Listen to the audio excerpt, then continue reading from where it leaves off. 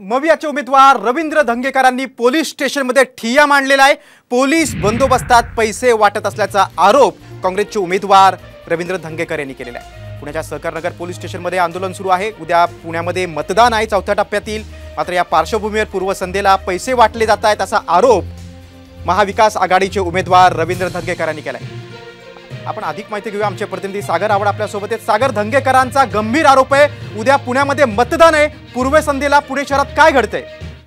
नक्कीच जी पद्धत बारामती मतदाराच्या वेळेस झाली तीच पुण्यात होऊ घातलेली आहे। या संदर्भात रवींद्र धंगेकर यांनी सहकारनगर पोलीस स्टेशनमध्ये जे राष्ट्रवादीचे कार्यकर्ते आहेत नितीन कदम आणि इतर पदाधिकाऱ्यांच्या उपस्थितीत हे आंदोलन सुरू केलेलं आहे।